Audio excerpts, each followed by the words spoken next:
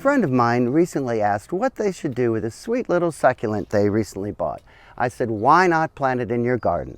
A plant with its roots tucked in the rich soil are happier and healthier than its container counterpart with its roots exposed to sun and wind.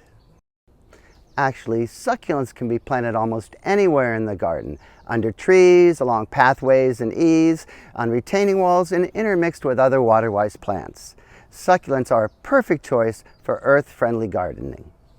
Like all plants, succulents feed pollinators, release oxygen, and store carbon. What's more, they're drought-tolerant, easily propagated, and are a good choice for a fire-smart landscape. Ready to add succulents to your garden? Of course you want them to look as good as you can, right?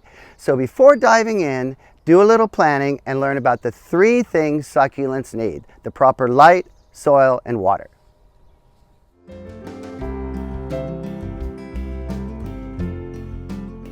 The first thing to consider about succulents is sunlight.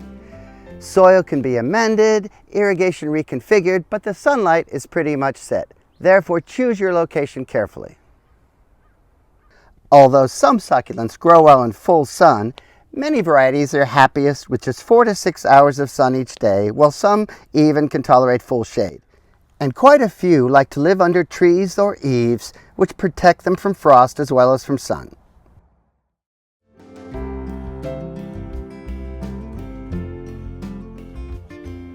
Now that you've chosen your ideal spot, the second step is to amend your soil for increased drainage and airflow. You can buy planting mixes designed for succulents, but I suggest mixing your own. That way you can tailor to your own needs. Soil in my area has lots of clay, which doesn't drain well, so we have to fix it. Because they're eco-friendly, I use lava sand, lava rock, or pumice to improve soil drainage and airflow. I avoid perlite because the process to get it from the mine to the marketplace requires extensive fossil fuels, and perlite can migrate to the surface over time and be blown away by wind or water.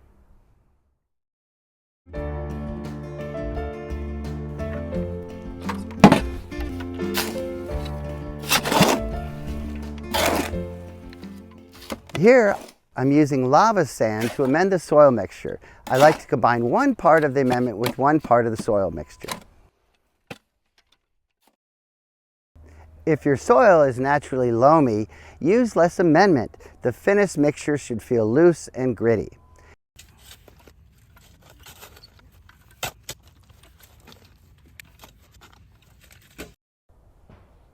So I've dug my garden hole. Now I mix in a little bit of the lava sand right into the planting hole and dig that in a little bit.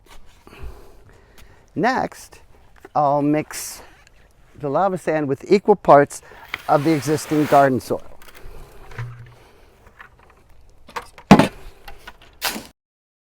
If your garden has areas with chronic drainage issues, plant in mounds because it pretty much always improves drainage. Now it's time to make our mound and plant our succulent.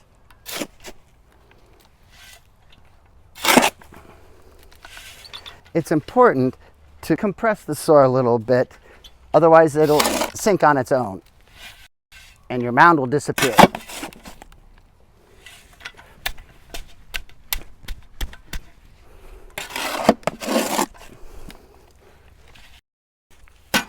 Once you have your mound, it's time to make room for the plant's roots.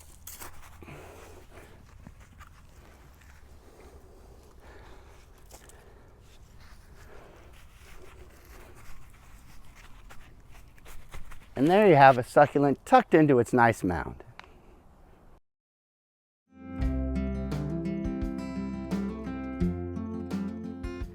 Third, take your plant's water needs into consideration.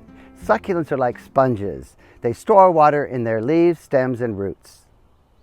When offered water, they greedily suck up as much as they can hold in anticipation of the next dry spell.